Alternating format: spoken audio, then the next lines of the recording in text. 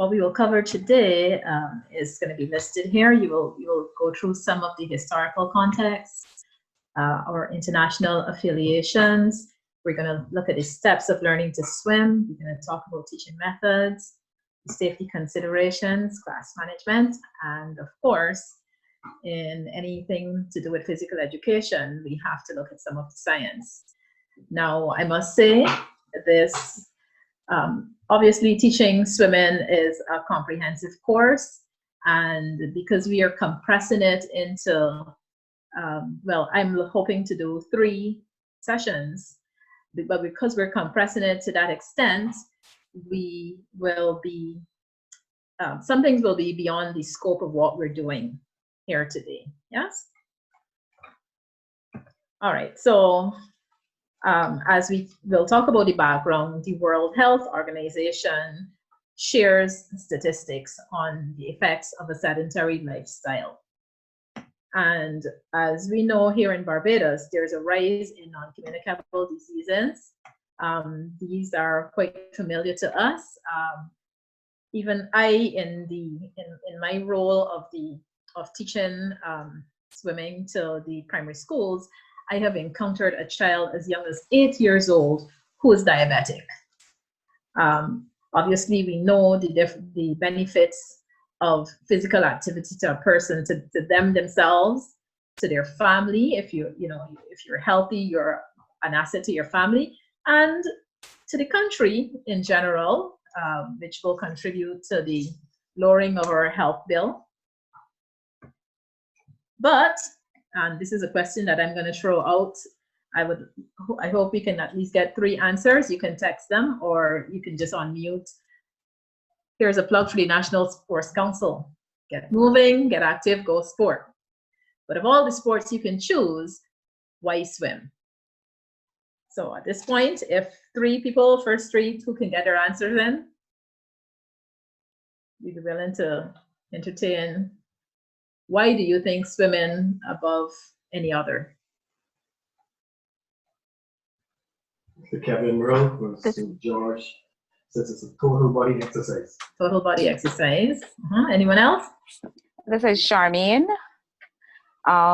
It's good for all-round endurance, muscle strength, cardiovascular fitness, and especially for persons who want to take the pressure off of sports.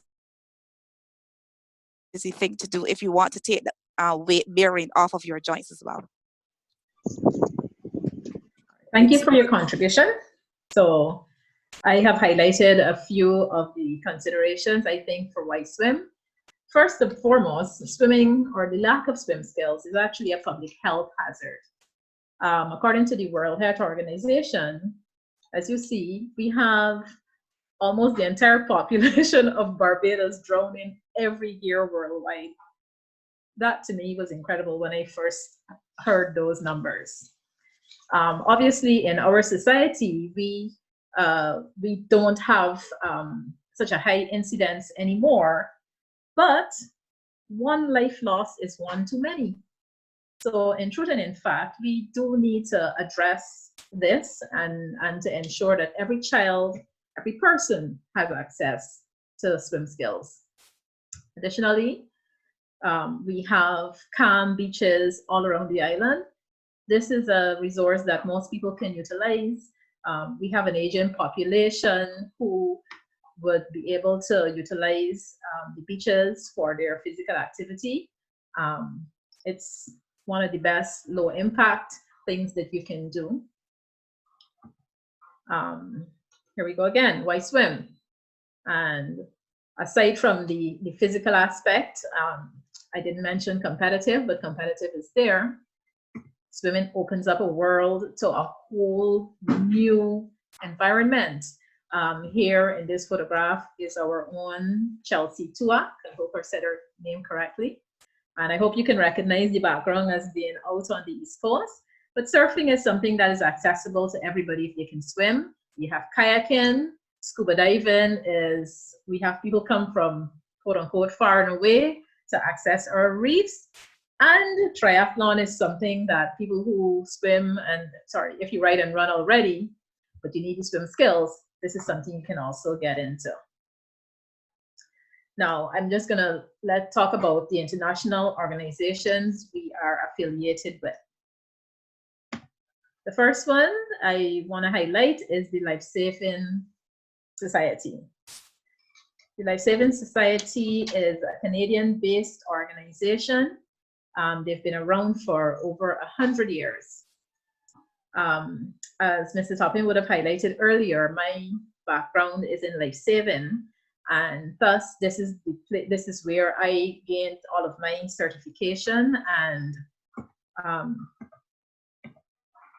so the program that I'm going to be using to give for our standards and for guidance is called Swim to Survive. Swim to Survive says you should be able to roll into water, be a little bit disoriented, swim 50 meters in some recognizable stroke, and be able to tread water for 1 minute. Once you can do that, you can actually save your own life. The statistics will also tell you most people that drown within reach of some deck or some dock or a river bank. And it's literally just being unable to swim such a short distance that will cause the loss of a life. So this is the standard that I use and that I will be using to guide us going forward.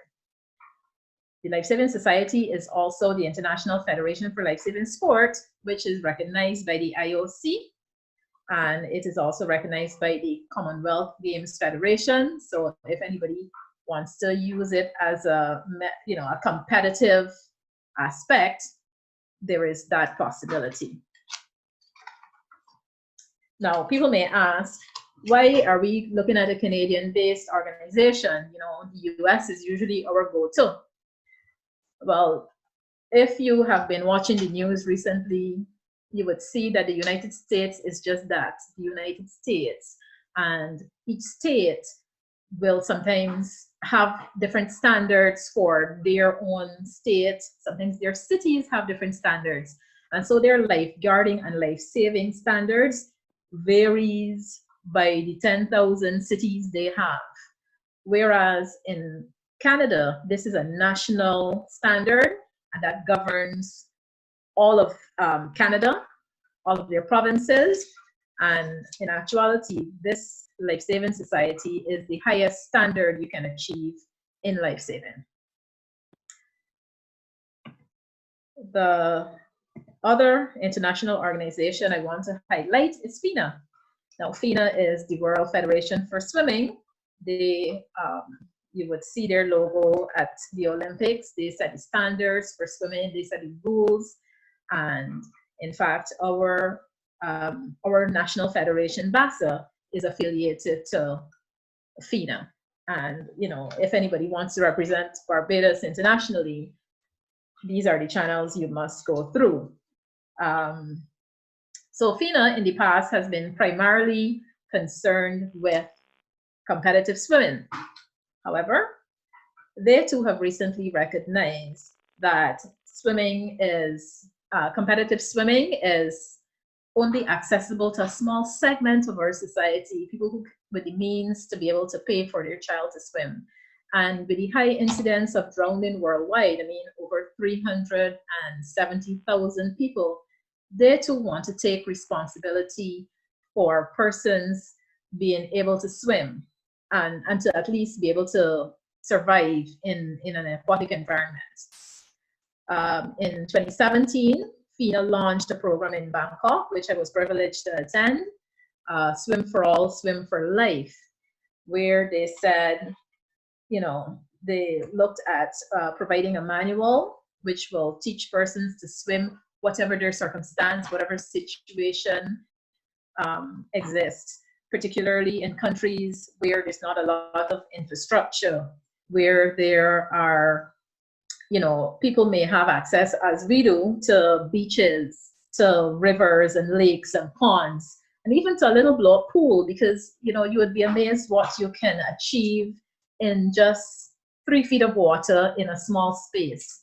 There are so many skills that a person can learn, which can, in an emergency, save their life. And you would know that we have been worldwide experiencing increased incidences of natural disasters where water comes inland. And what do you do when you don't know how to handle yourself in water?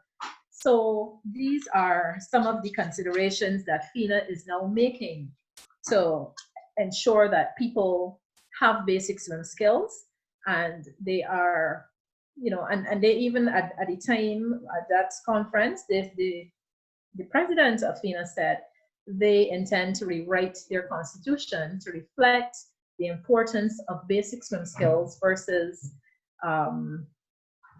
just fancy technique.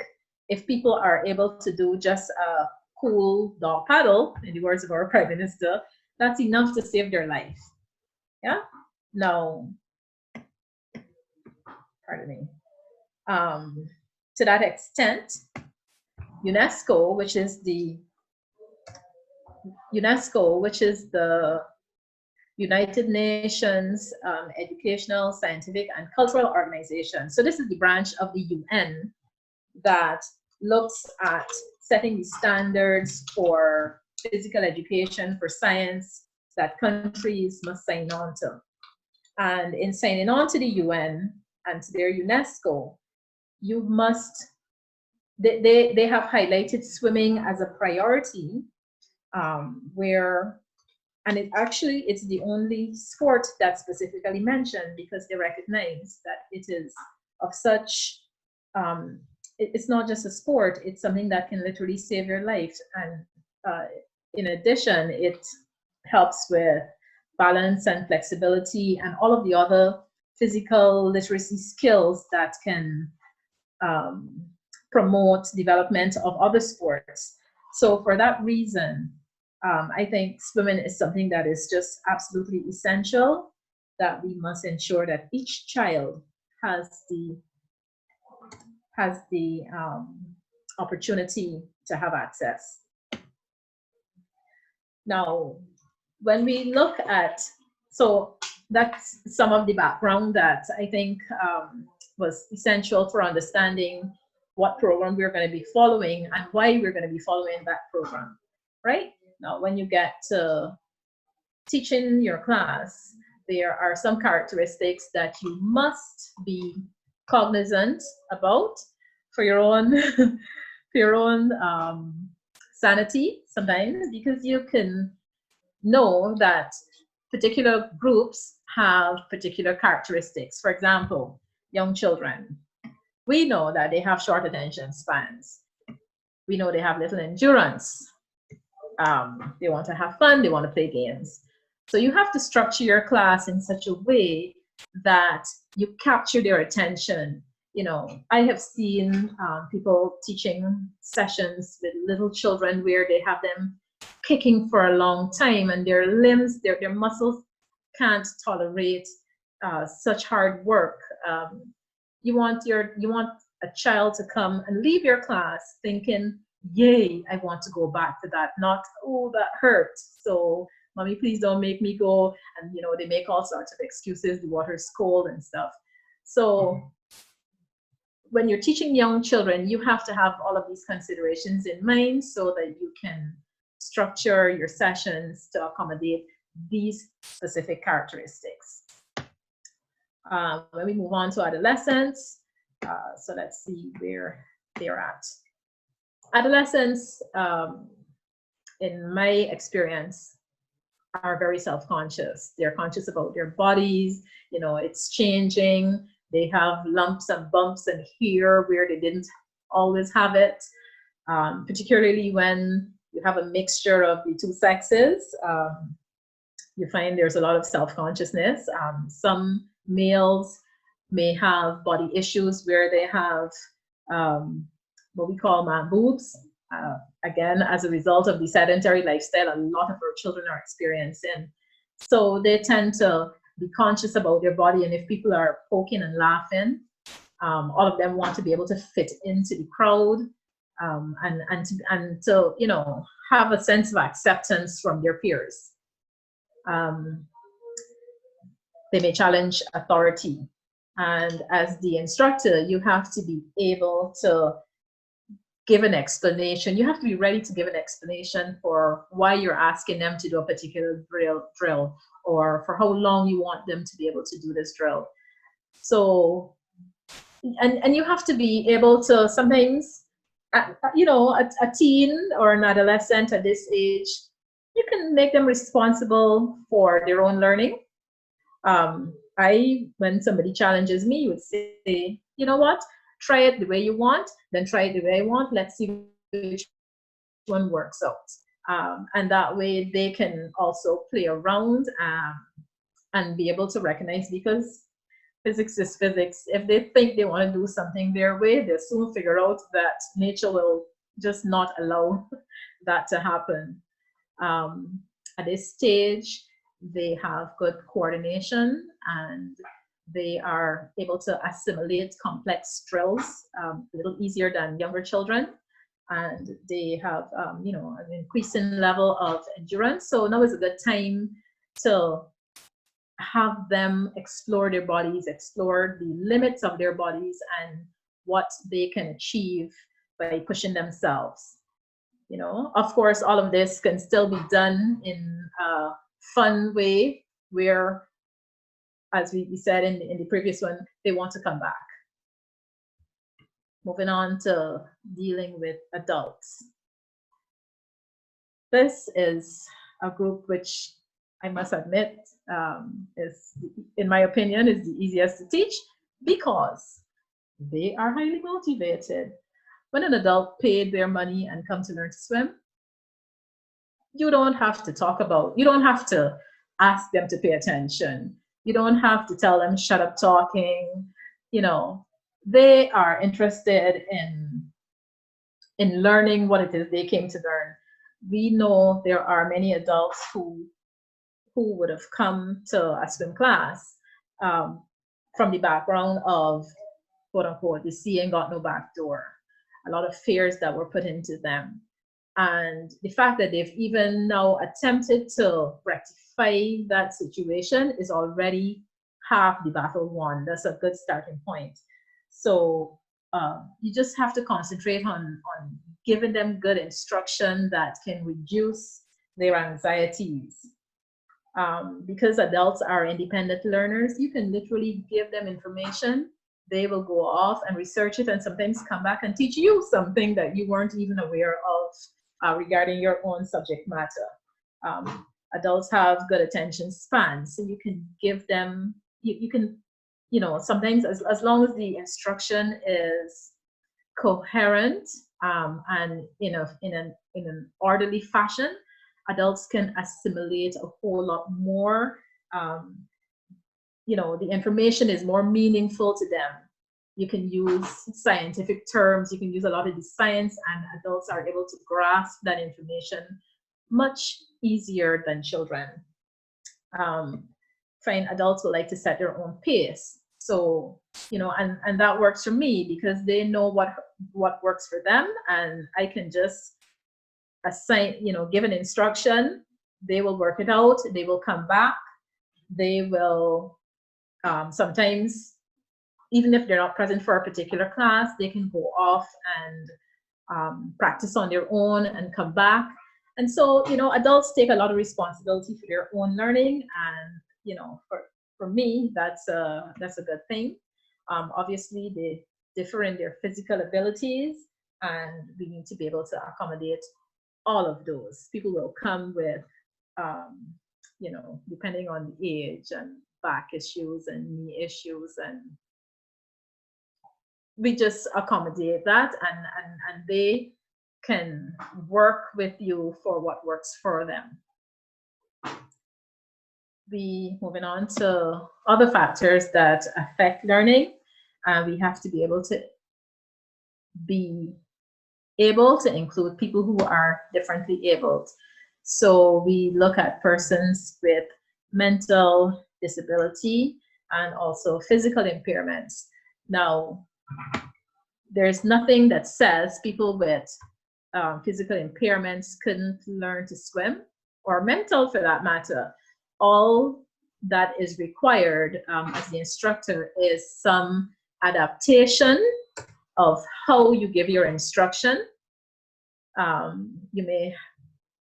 Sometimes this is a learning process even for you as the instructor, but between you and your client, you work it out.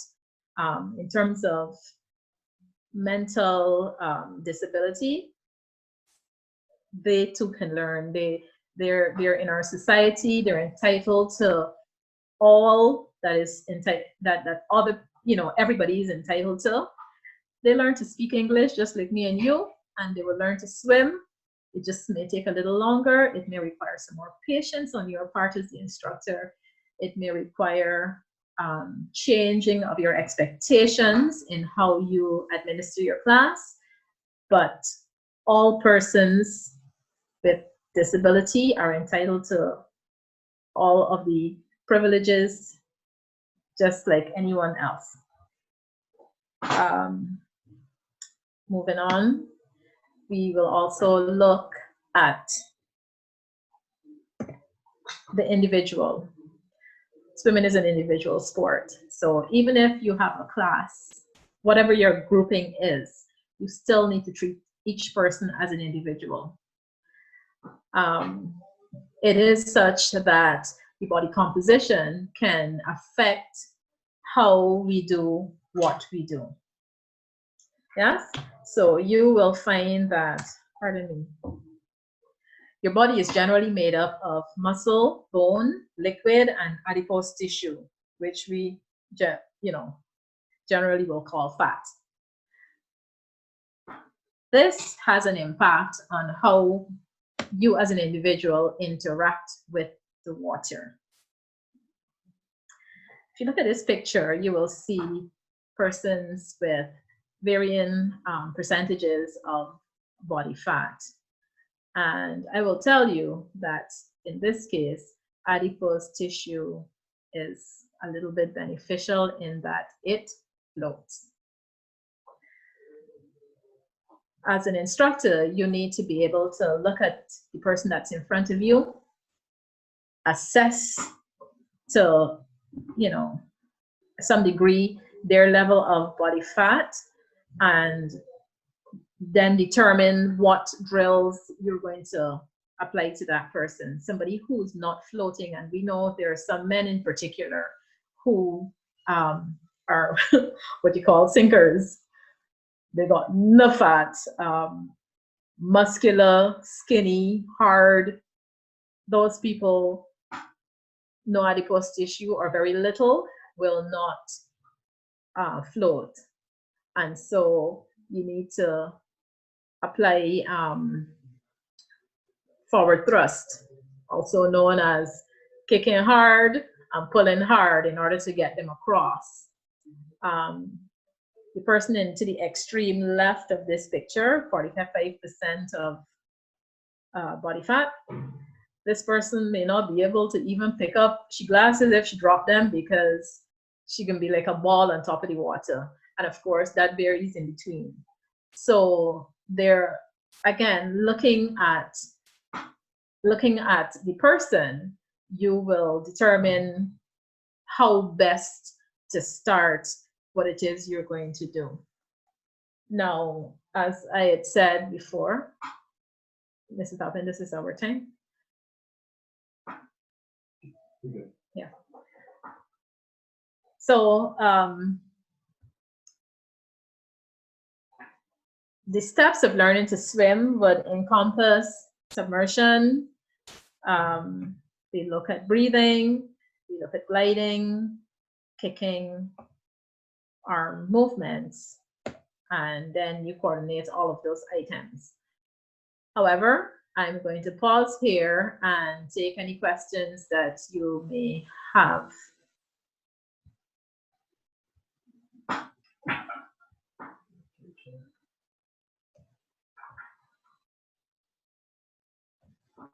Good afternoon. I have a question. Sorry, questions regarding what we've covered so far. Yes, please. You said something prior. One moment, please. Let me just get the volume.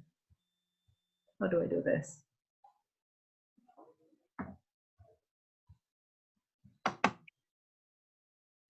All right, go ahead. Right, you had said something about males having large muscle mass and in terms of their bone structure not being able to float. Could you repeat that for me, please? Correct. So let me go back to that slide. Your body is made up of muscle, bone, liquid, and fat. The higher your fat, the higher you're made up of fat, the higher you will float. So people who are dense, is actually the density. And as we go forward, I will explain that some more. I did say earlier that we're going to have to look at the science, and I will explain that.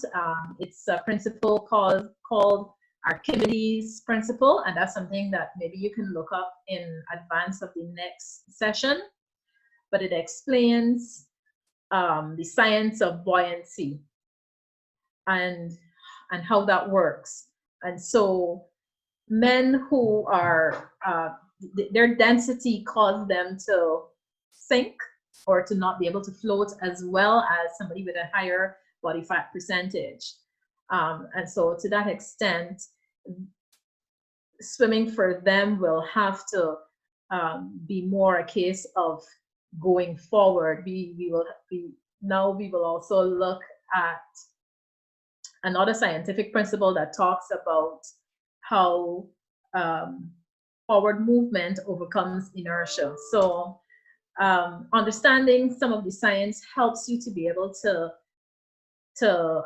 administer a particular drill so that the persons can build the skill for going forward. But generally, people who are more muscular or who don't have a lot of body fat don't float very well. I hope that answers your question. Yes, please. Thank you very much. Question coming out of the chat. How difficult is it to teach a mentally disabled child, for example, a child with autism?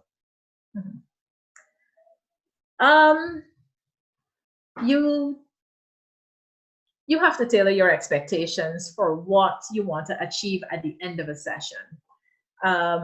If you're not used to dealing with persons with a disability, or maybe that particular child, it takes getting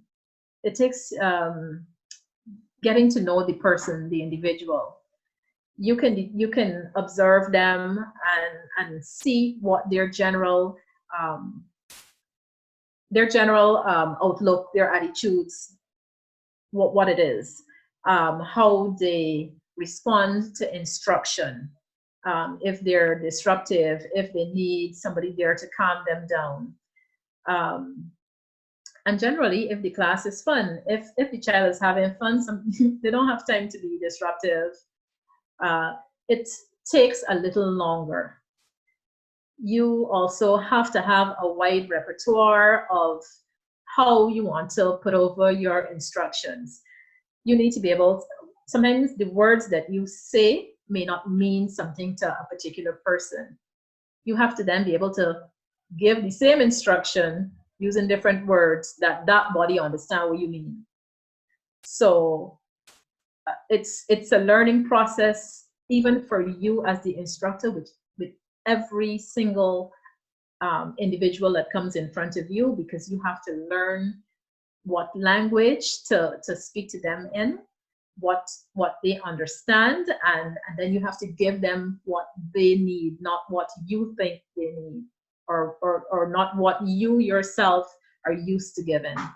And as long as you tailor your expectations, you may be used to, well, for me, I know that, when I'm conducting a class at the end of the first session, and this is obviously from experience, what I can achieve in one session, that changes for somebody who is mentally disabled, and particularly if they're new to me, then we work at a pace where any achievement is achievement. If they first come to the class and they're scared, and the only thing they've achieved at the end of the class is getting in and getting their toes wet, that for me is achievement. So to that extent, I'm just saying you just have to tailor your expectations, but it will take a little longer, but everyone will learn the skill. Another question for you. We will have children in the primary schools who are carrying a lot of adipose tissue, and for them, coordination and movement is difficult doing some exercises on the land. How does that translate in the pool? Do you find that they're easier to teach, harder to teach, same as anybody else? The coordination issues, I think, is not really a factor in the pool, depending on your size. I think sometimes that's inherent. If some person, what we call clumsy, and they just need to practice a whole lot. But we will come to this in a further session, talking about the domains of learning, where we teach in the psychomotor and in the cognitive and the affective.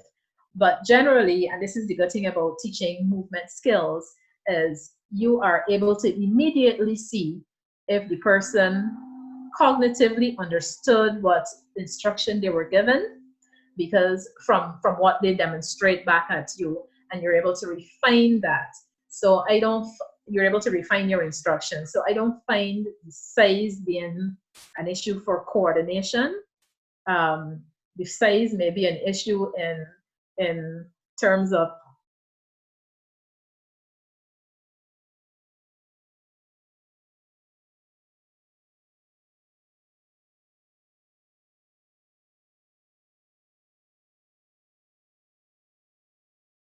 how their heart rate goes up, and just their general endurance for participation. But size is not really the issue for coordination.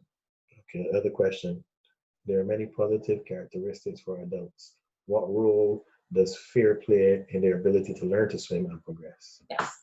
So that is actually one of the biggest things for adults.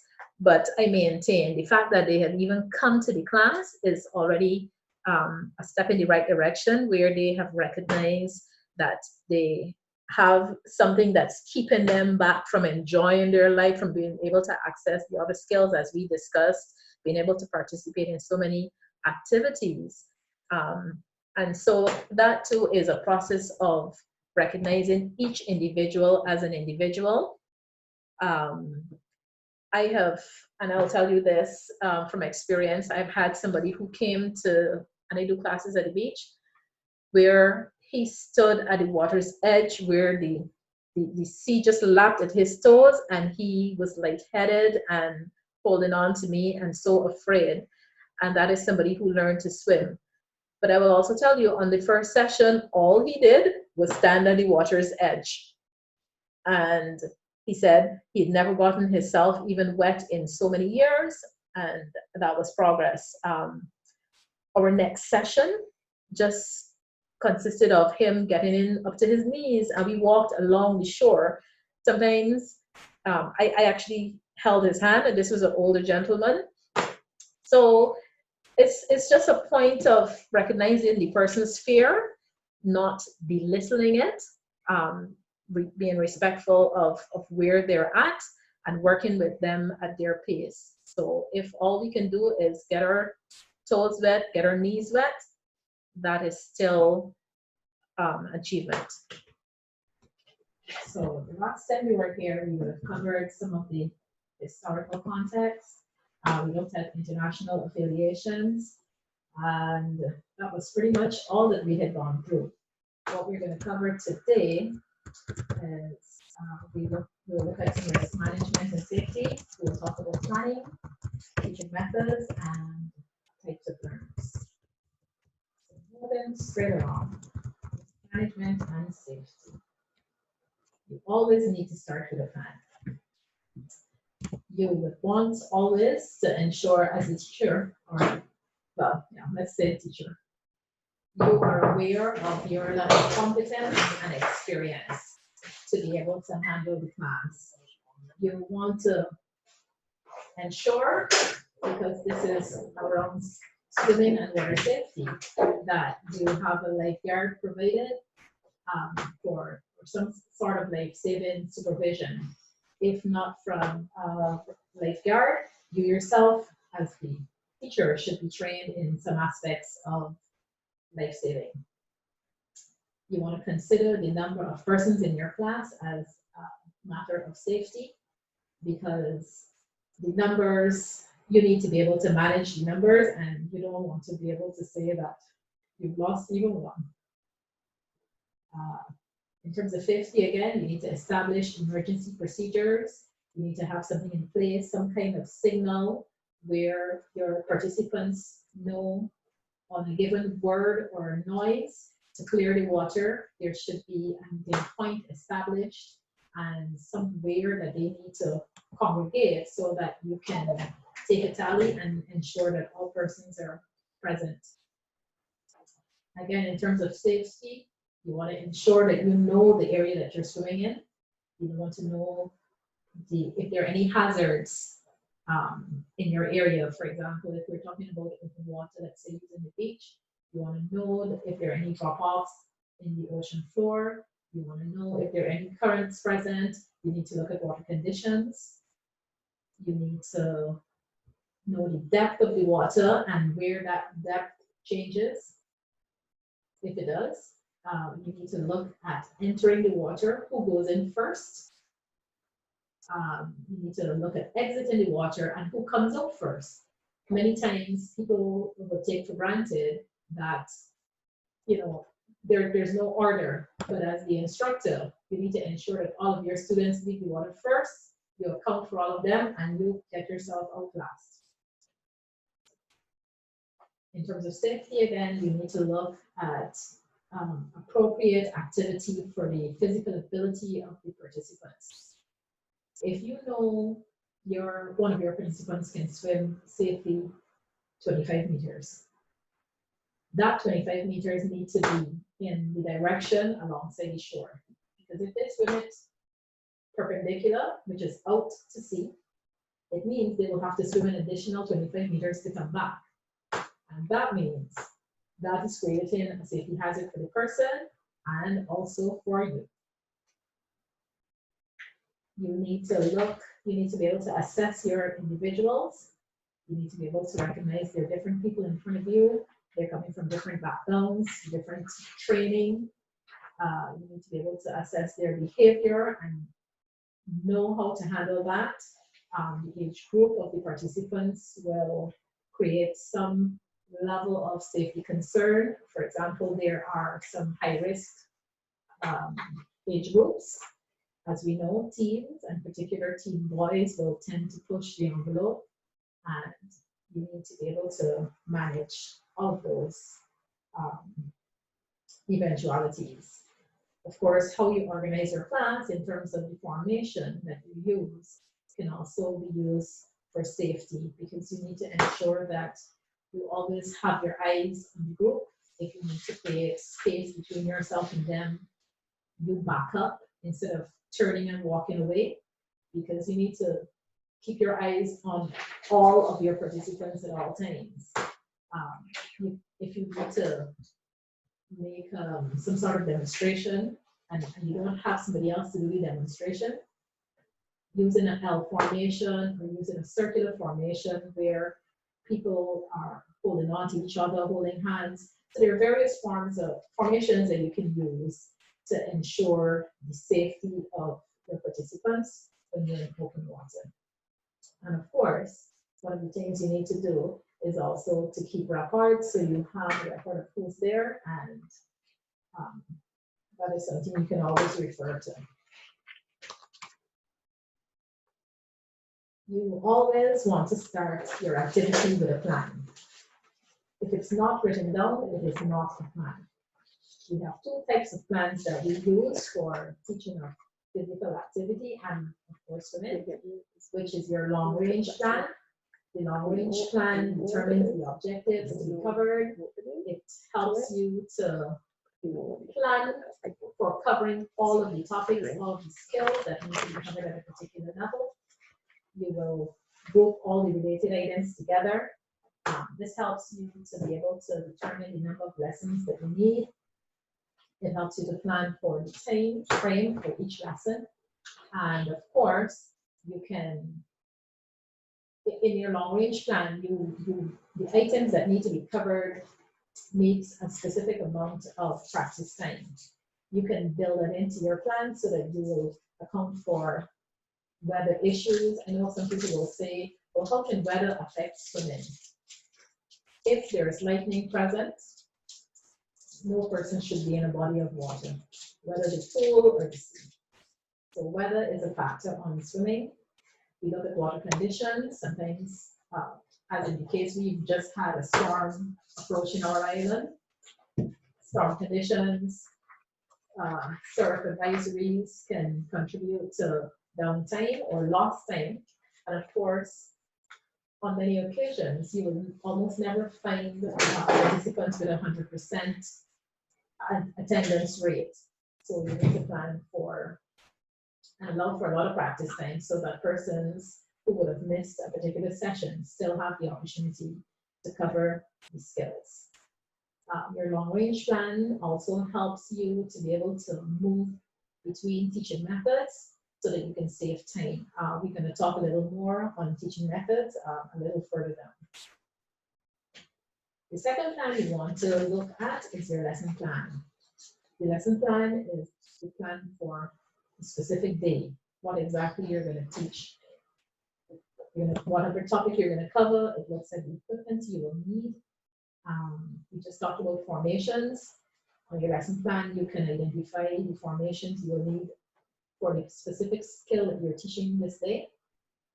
You can break down your progressions on your lesson plan. And you also will need to spare some time for evaluation of the entire lesson. You need to be able to recognize if you've covered the topic, if you allowed for enough time, and that way you can adjust for the next lesson. You also need to evaluate yourself and recognize how effective you were or not. You need to be able to ask yourself the question, if I had to teach this lesson again, what would I change? Would I do anything differently? As the case is, don't overteach. Sometimes we may tend to, the lesson plan helps you to stay on track, so you don't rush students, you don't cram too much information at them, you give them enough time to practice. So we're going to move on to the student at hand and recognize they're all individuals and people learn differently. All learners perceive what to do through their senses. So we have visual learners, we have auditory, and we have tactile or hands-on learners. And Good question.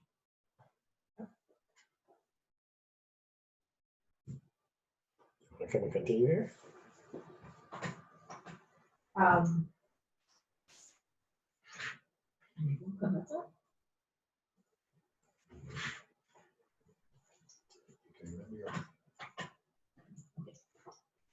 So let's be going to your comment. Somebody had a slight technical difficulty, screen will come back, but continue. So when teaching physical skills, any breakdown in what the learner understands is immediately evident. Unlike teaching book work where you maybe have to wait until the person writes something on their book and bring it back to you, you recognize, oh, they didn't understand. You are immediately able to tell if the person understood what you communicated to them based on the actions that are being demonstrated. You need to be able to assess your learner as they come to you. You can identify what their physical ability is based on the skill that you are trying to teach them. And for most people, a lot of people think they can't swim, or some people will say, I know absolutely nothing about swimming. But when you assess them, you recognize if, let's say, swim skills were from A to Z, some people actually know A to K, even though they didn't know that they knew it. So you can assess your individual and then start to teach them from the point that they know, instead of, let's say, going from A to C, whereas they already know up to K. So your progressions will teach the skills from the largest chunk that the person can handle, right? As with everything else, in terms of progressions, you want to teach from known to unknown, and you want to go from simple to complex. As the instructor, you want to keep your instructions short and simple. If it's too wordy, people will tend to misinterpret what you're saying, and then there's sometimes a lot of back and forth. Is this what you mean, ma'am? So you want to stick to the key points, and like I said, keep the instructions short and simple. As we just talked about, using a multisensory approach, where some people learn visually, some people are oral, but most people are a blend of all of those. So you want to be able to give the instructions verbally, but you also want to be able to demonstrate them and demonstrate them well, so that the visual learners will achieve it on the first go. Now we're going to look at some teaching methods. There are 2 teaching methods that we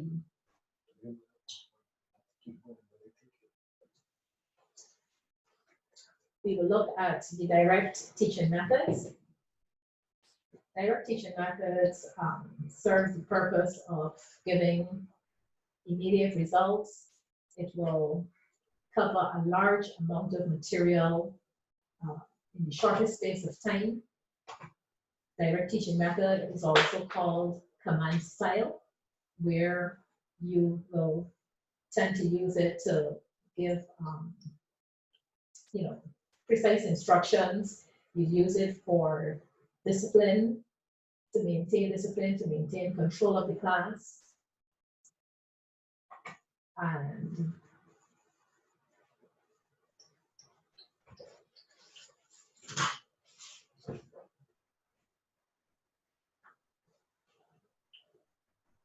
you can cover, like I said, you can cover a lot of material that way, and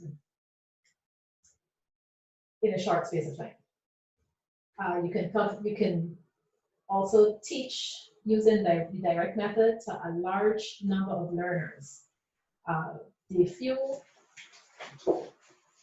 downside of the direct method is that it is geared towards the average learner, where persons who are, let's say, high flyers, and the persons who may also need more time to assimilate the information, those persons may be left behind, and the others may feel a little bit bored, because it's not customized to maybe their way of learning. The other thing about the direct teaching method is that it does not speak to the why of the skill. So persons may tend to, yes, they got an instruction, but they don't understand why they do it, and it's also a method where they may easily forget the instructions. We move on now to the discovery approach. Now, the discovery method of teaching looks at 2 areas. It looks at the open-ended discovery, and it also looks at closed discovery. In this teaching strategy, the discovery method, you present a problem to your participants, and you have to have a lot of patience. You have to be accepting of the results that come at you, because we are recognizing that we are allowing the students to discover what it is you want them to discover. So,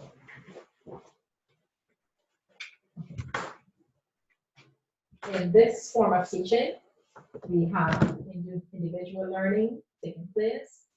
The task is meaningful because the person is experiencing all of what it is you want them to experience. There's also the sense of accomplishment because they feel like they have achieved something spectacular. And of course, this is where people can learn at their own rate. Because the participants are taking ownership of their learning, the retention of the skill and the task is that much greater, and it is actually quite a wonderful experience as an instructor. It's a wonderful experience as an instructor to share in the discovery of these skills, the joy of it for the participant. This method of teaching, however, is time-consuming. You need to build it into your lesson, and obviously it's not something you can do for every lesson.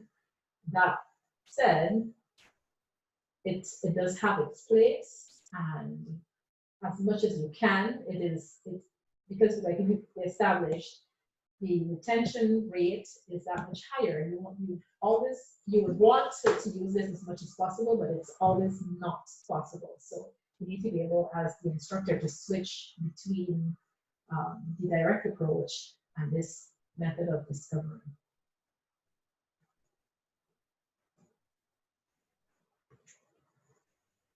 Now we will move on to the domains of learning.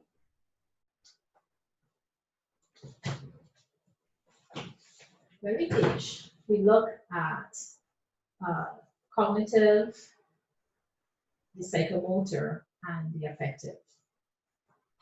Now, the cognitive will cover all of the knowledge and the facts or concepts that the person will need to learn. This area can be easily tested by question and answer, by writing it down. But we're talking about physical education or movement, and in this case, swimming. So while you do need to impart knowledge, it has to be reflected by a physical movement, which is the psychomotor.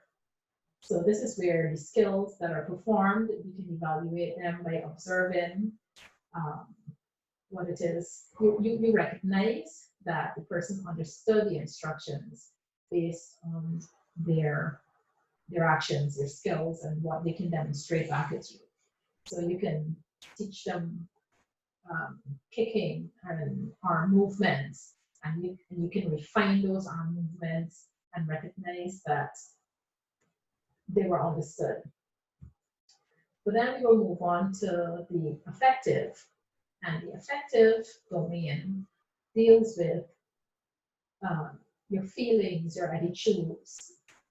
This is the hardest area to teach and also the hardest area to assess. But once you teach people a skill and the affective domain has been engaged, this is where things tend to stick a whole lot more, because this deals with the values. People understand why you want them to do a particular skill. If you say the whys of the skill will help to determine their behavior going forward. So for example, as we identified a little earlier, if you have a person who would swim out to sea, you don't have to supervise them anymore once they understand the danger that they can put themselves in and how that danger can affect you and other people around. So once the attitude is caught, you tend to get a lot more compliance. You tend to get good behavior, so to speak, being reflected in the attitude of the swimmers. You also look at the fun aspect. people who have fun participating in an activity tend to want to engage in that activity again and again. And once you achieve that, then we can safely say that we've covered, or you've achieved what it is we set out to achieve. At this point, I will pause to take any questions and before we go forward.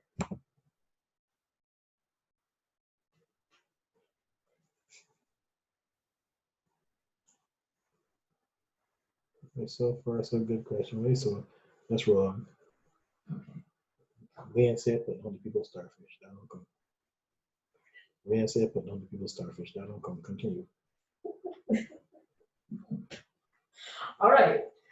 So moving on to safe, enjoyable aquatics. As you see, this spells out C, and we want to talk about getting your game on using, well, I would always tell people I teach C in the C because I tend to teach a lot of in open water. This is the background from which I came out of, and we want to always use games as a background for teaching your groups. We look at why we play games. Now, games will promote watermanship. Swimming is not just about getting from point A to point B, but watermanship is being able to move easily in the water as easily as you move on land, without having to think about the fact that you're in water. It should just come naturally, and games will foster this sense of ease and comfort. It develops spontaneity. You develop patterns of movement that help you to respond to any stimuli easily. And games will motivate your learning. So we use them as a tool for gaining knowledge, gaining skills, and also developing fitness. We have various type of games that we can use. These would include group games, and there various types of games you can play. You can look at competitive games, and also you can look at cooperative games. As the instructor, you need to determine what type of game you're going to use and when. You also need to assess the individuals that you're going to engage these games with. There are some people who thrive on competition, and they like situations in which they can compare themselves with others. And of course, there's some people who perform best under pressure. There are others who don't play competition, and I will claim to be one of those. I'm quite happy to just achieve a skill. I don't need to win. And there are people, like I said, who don't like the competition. They don't like the stress that comes with it, and they just generally perform best in a non-competitive atmosphere. Question. You have a question coming out of the chat. I think this one came in a little late from Monique. Says, hi, Ms. Price. When working with children with special needs, what is the most effective teaching style works best? In which one works best in your opinion? You would have just gone through the styles just previous. So that was her question. Then which one works best with special needs? Okay. So you do want to give direct instructions, but in the previous presentation, we had said patience is always the thing that you need most with children with special needs. So you want to help them discover. To that extent, we will use the indirect method of teaching, but you want it to be to some extent closed, where you can give instructions, you allow the person to move around, to discover. You can refine those instructions to the extent by placing some limitations on the participant so that they will eventually achieve the skill you want them to achieve. But it still leaves them with room for experimentation and exploration so that there's some level of them achieving the skill. Can I answer your question? So to be clear, for special needs, I use a whole lot more indirect teaching, and like I say, patience is key. She said yes, please. Thank you.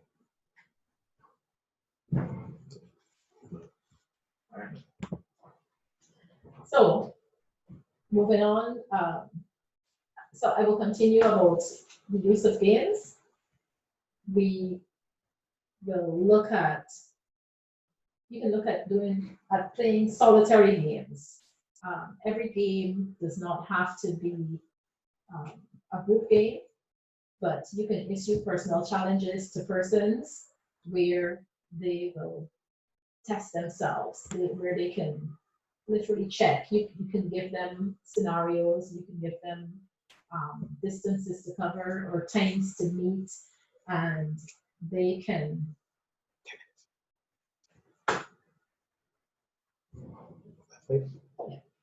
you can give them distances to cover, times to meet, and they will challenge themselves. You can assign this activity to an entire group, but because everybody is working on their own, or they're not competing against somebody else, then every time they achieve the objective or the goal, then everybody wins.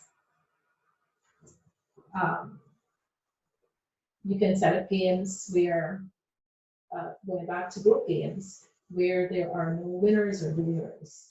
It's cooperative, where people work to accomplishing a common goal.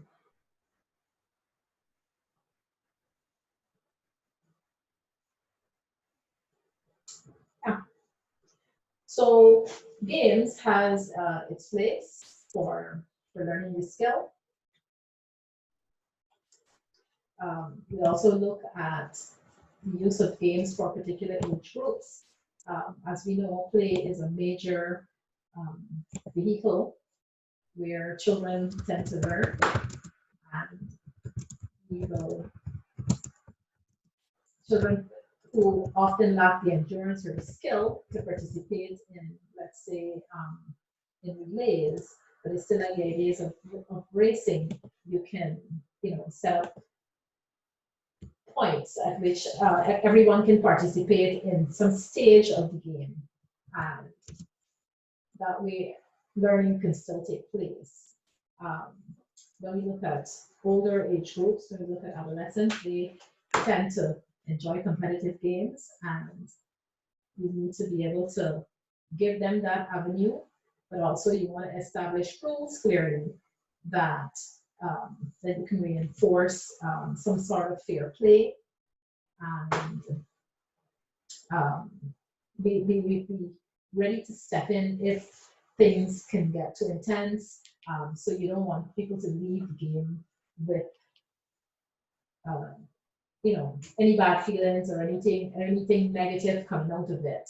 At the end of your sessions, persons should still feel like they have achieved something positive, and of course, the primary focus of all of this is fun.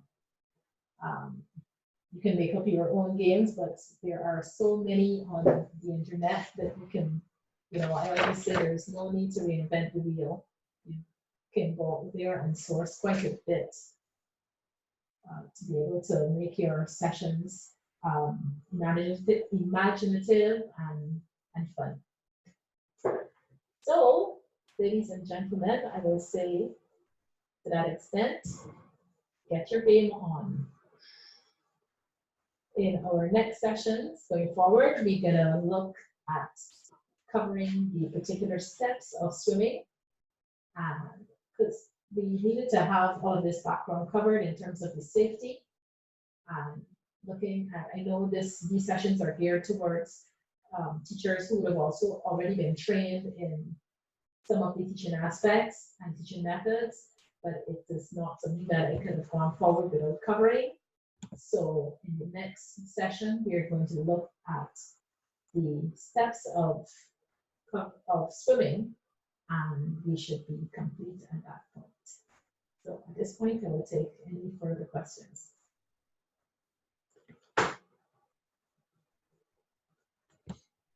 This question comes about water fear. In terms of games, what games would you use to help with water fear?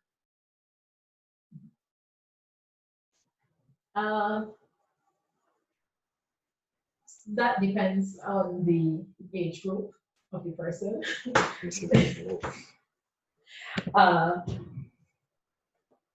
People, again, I will say there are so many. You can find so many on YouTube. I tend to people play what's it called?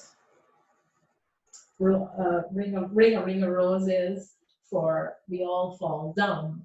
I find sometimes it's for, let me just say that it depends on the age group. You can determine what game you want to play. Adult. Adults. No. Adults, learning in adults tend to be a little more private, and wouldn't necessarily indulge in a game.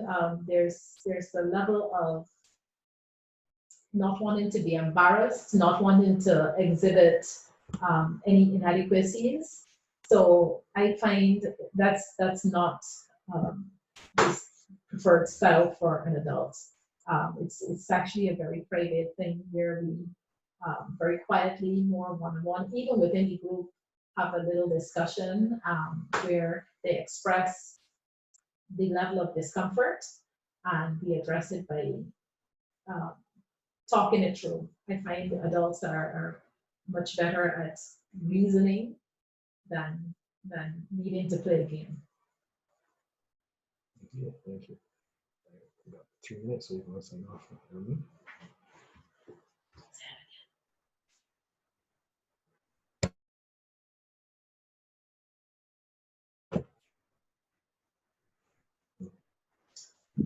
So once again, I will say to you, thank you for participating in this presentation. Yeah. Oh.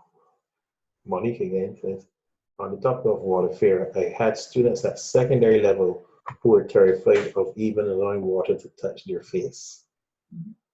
And I guess you want to address that quickly? We'll take it 2 minutes. All right. That water touching your face is seems to me to be some has something to do with our socialization. But there's again, I find older children will tend to feel a level of embarrassment in playing games for getting wet. I tend to do a submersion drill where we will slowly get 10, you call those ping pong balls, and blow them around on the water. You can have fun blowing the balls around. Slowly you can submerge, trying blowing on top of the ball, blowing under the ball. That way you get your mouth in the water, but the rest of your face is still out. And slowly then we progress to blowing the ball but with your nose submerged, blowing the ball with your eyes submerged, and slowly people will get their faces in the water. That could take 2 or 3 sessions. So again, patience is the key here. because you don't want to rush the person. And all of this is done with their feet on the ground, so they're still feeling safe. Once they can submerge even their eyes, getting the eyes open is also another issue before you can get your feet off the ground. So this can take, just going through these submersion skills or drills can take 2 to 3 sessions. But once you allow the person the time to, to rest between instruction, there shouldn't be any pressure.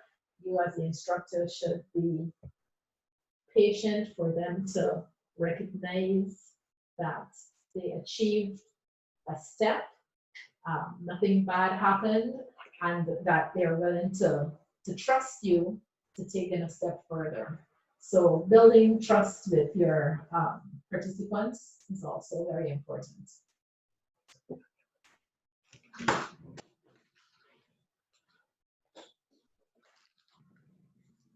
So again, I want to thank Ms. Price for today's presentation.